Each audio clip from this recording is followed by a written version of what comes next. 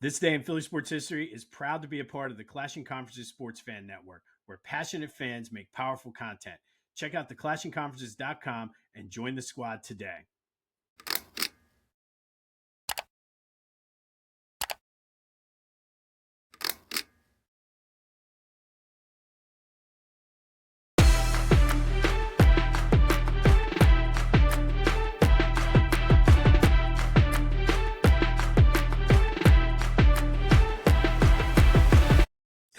What's up, everyone? Welcome to This Day in Philly Sports History for November 17th, 2025. I'm your host, Jim Montgomery. Welcome to a Victory Monday edition of the podcast. I'm going on about 3.5 hours of sleep right now after coming from the game, so I do apologize for the bags under my eyes and the way my voice sounds, but let's get right into Rewind the Weekend like we do every Monday, brought to you by Philly Goat. Go to phillygoat.com. Use that promo code Jim Montgomery to take 10% off of your order. All kinds of good stuff happening over at Philly Goat. So go check out the website and be sure to use that promo code. But let's start with the big game. What a defensive performance by the Eagles. And as always, like I said, I'm going on 3.5, 4 hours of sleep. So I have not had a chance to watch or look at anything. Just as we do every Monday, my initial gut reactions. But wow, what a defensive performance. Vic has those guys playing well. Between the addition of Jalen Phillips, Nakobe Dean, and Nolan Smith coming off the IR, team looks good, man. That defense looked good, specifically the defensive line. Jalen Carter, Jordan Davis, Moro Ojomo batting down passes, especially like on a windy day when I'm sure Goff wanted to keep it low, but just outstanding. And I'll be honest, it was cold. I'm still kind of chilled to the bone right now, but what a great defensive effort. And the fact that the pass rush is able to do what it's doing for the first time all season. I'm going to give a shout out to cornerback 2. Adoree Jackson looked like he played very well. Q was his normal self. But it's amazing what a good pass rush and how that can mask the deficiencies at a cornerback secondary spot. We saw it in 2017 with the guys they had there. We saw it again in 2022. But hopefully this is the start of good things to come for this defense, specifically with quarterback 2. But that was a lot of fun. Like it felt like you just felt confident when Detroit was like they stopped them 5 times on 4th down. And I don't think there was a time where you felt, oh God, here they go. This is the one they're going to get. I think for the most part they held that running game in check. And coming into this game, everybody said about how the Lions were one of the premier teams and the explosive offense. Well, sometimes a good defense will outdo a good offense, and we saw that yesterday. Now, on the other side of the ball, who knew that A.J. Brown was 100% correct? Do you want to talk about a shit show? That was the offense yesterday. Jalen was, I know it was windy, but he just did not look good. His decision-making, I felt like he was, his throws were a little off. And again, I'll give it to him because of the win, but as soon as Lane Johnson went out, the line didn't play well. I mean, AJ got some passes, but it just was a sloppy one. And when is it time to get concerned? Because I feel as though we can sit here and say, oh, well, it was the win. And then last week they were a good defense. But at some point, you have to overcome that. And I'm not sure what it is, whether it's a Jalen issue, whether it's Kevin Patullo, but the offense did not look good. Got bailed out, I thought, with the pass interference at the end. I know people were saying, at least in the stands, oh, well, he grabbed him. I don't know. It looked a little ticky-tack to me. But, again, good teams find ways to win, and that's what this team did. So, shout out to the Eagles. 16-9. What a win. I still can't get over that defensive performance. What a just just ridiculous. Like, that defensive line is outstanding. And that does lead us into today's question of the game, as we do every Monday. Who it was the GOAT of the game? And I couldn't even pick specific players. Was it the D-line, who played outstanding? The linebackers, Zach Bond and Nakobe Dean, played awesome? Or the cornerbacks? Who do you got? I think for me, I'm going D-line, but who do you got? 267-495-8531. That'll get you into the Back to the Future voice and text line. But who is your GOAT of the game? All right, what else happened this weekend? Well, Friday, Sixers lose to the Pistons 114-105. Second loss in their NBA Cup pool play. Essentially, I think that means they're done. Tyrese Maxey had 31 points. They had a shot and just couldn't get it done. Again, a young team that had a better third quarter than what they have been. Unfortunately, Kelly Oubre went out with an LCL injury, had an MRI. He's supposed to meet with doctors today to see how long he could be out, but he could be out a couple months, which isn't good. McCain looked good down at Delaware, making his rehab start, so hopefully we can continue to get him comfortable and whatnot. And apparently, Paul George might be making his debut tonight. We shall see as they take on the Clippers. And then the Flyers had a mixed bag of a weekend. Exciting 6-5 win on Friday night. In overtime, winning in the shootout versus St. Louis. Christian Dvorak and Trevor Zegras each had 2 goals, which led Scott on the Back to the Future voice and text line to have his own Lucy with the football moment with the Flyers. Hopefully, that's a sign of things to come. But unfortunately, Dallas the next night didn't fare so well, losing 5-1. Dvorak did score another goal, but mixed bag. Young team, you'll take it. The game on Friday was exciting. I believe they're off until Wednesday, I believe, for Tuesday. But a win and a loss for the Flyers over the weekend. Villanova football 30-27 in an overtime win against Stony Brook. They continue to play well as they creep up the standings in the FCS coaches poll. And that does lead us to Friday's trivia question. We talked about Don Shula being number 1. George Halas being number 2 on the all-time coaching list. I said who was 3 to 5. That would be Bill Belichick, Andy Reid, and Tom Landry. So thank you to everybody who reached out to answer the trivia question. All right, and what happened this weekend throughout Philly sports history? Let's go back to November 15th. And first, we're going to go to 1988. And on this day in 1988, Buddy's Watching You was released. That was, we talked about that over the summer. The Eagles defense the Eagles team, I should say, did a basically R&B song shouting out Buddy Ryan.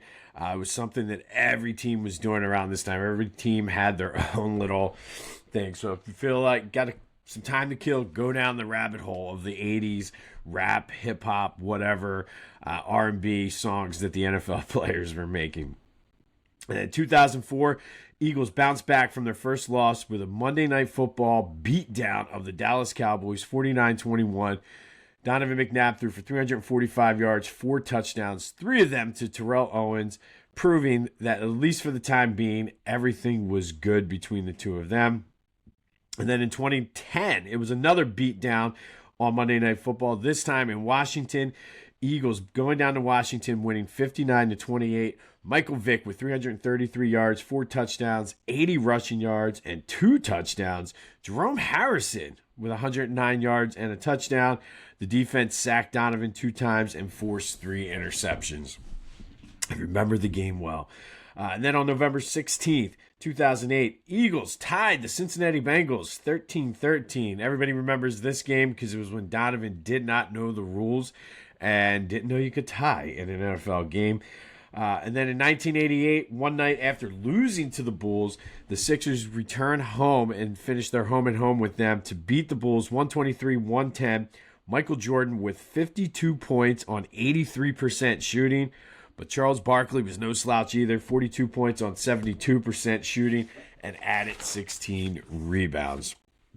And then on this day, or on November 16th, 2010, Roy Halladay unanimously received the Cy Young Award, his first in his career, and essentially the only other Philly to win the unanimous Cy Young was Steve Carlton.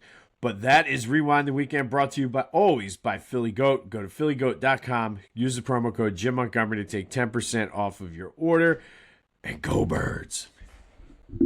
Whether you're coaching Little League, crushing your fantasy league, or just rolling up to a bachelor party like a Philly legend, Lotwin Custom Hype Chains bring the energy. Fully customizable, totally unforgettable, and guaranteed to turn you into the MVP of the moment. Great for teams, groomsmen, or anyone who wants to show off with some serious swagger. Go to Lotwin.com, use the promo code TCCPOD, and get 10% off your own custom hype chain. Lotwin, let's get hyped together. All right, so let's get some housekeeping knocked out of the way. Today is the first day I'm excited to announce of the third annual This Day in Philly Sports History gift and food drive. All the information is on my social media. Go. I'm using a new site. There is the flyers and everything on there. If you have any questions, feel free to reach out. But looking to blow last year's numbers out of the water. So today kicks off. Spread the word about that. And of course, all my social media is at Philly Jimbo. I'll have everything on there and you can set it up. But looking forward to giving back to our friends and neighbor at the Matty Ann Dixon Community Cupboard. And then, of course, be sure to subscribe to the YouTube channel, Jimbo_Mott, and continue to spread the word. All right, November 17th.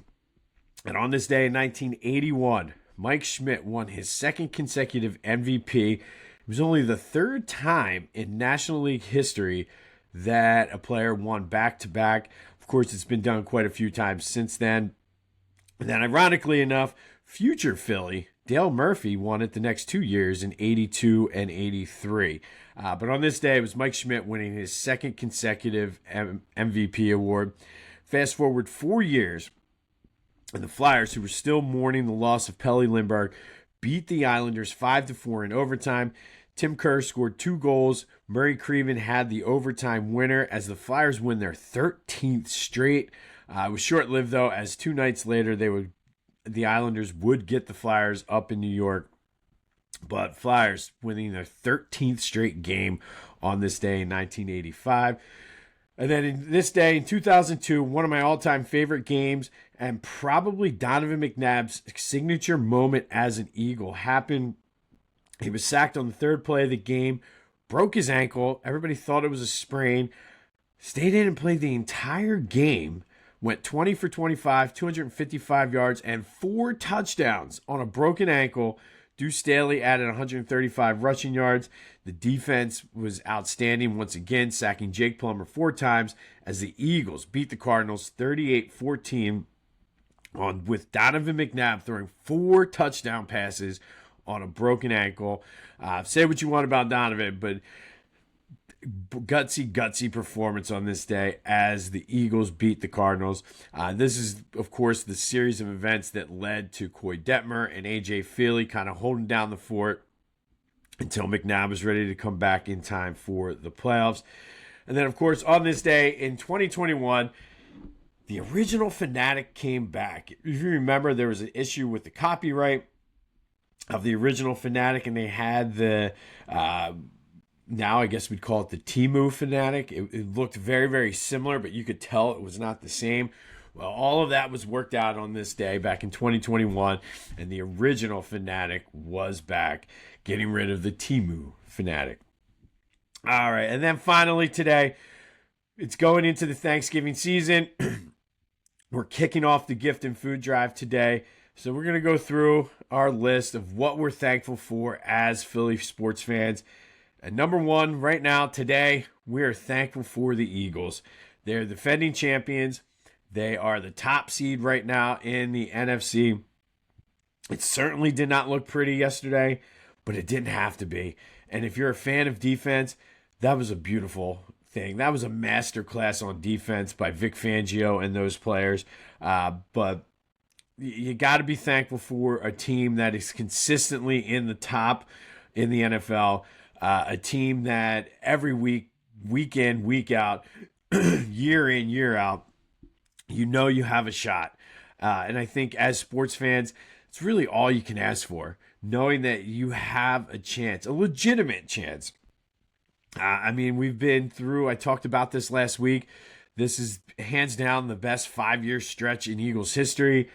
You want to expand it out, certainly the best 10-year stretch in Eagles history. So as we kick off our Thanksgiving season and what we're thankful for, I'm thankful for the Philadelphia Eagles. That game was just outstanding. It was cold, but man, was that fun. And the Eagles are once again in the top and one of the favorites to win the NFC and go back to the Super Bowl. So as we kick it off, we are I don't know what that was. I need to go back to bed. We are thankful for the Philadelphia Eagles. All right, on this day in 2021, the original Philly Fanatic was back after settling a copyright dispute with the original owners, getting rid of the short-lived Temu Fanatic. Then you can blame COVID. I mean, it was during COVID, so maybe it is what it is. 2002, Donovan McNabb's signature moment as an Eagle as he threw for 4 touchdown passes on a broken ankle as the Eagles beat the Cardinals 38-14. Flyers win their 13th straight on this day in 1985. Tim Kerr with 2 goals. Murray Creven with the overtime winner. And Mike Schmidt wins his second consecutive MVP trophy on this day in 1981. Don't forget to spread the word and pass everything about the Gift and Food Drive. Looking forward to teaming with the Matty Ann Dixon Community Cupboard again. Great organization. I'm certainly looking forward to being able to help out our friends and neighbors. I will be back better tomorrow, hopefully with a better voice, a little bit more sleep. So I do apologize if this was choppy, if my voice was gone. But it was fun. I still got a little bit of a chill too. But it's a Victory Monday. Go enjoy it. This has been this day in Philly sports history. Oh man. For November 17th, 2025. My name's Jim Montgomery. Go have yourselves a Victory Monday. And until next time, go Birds.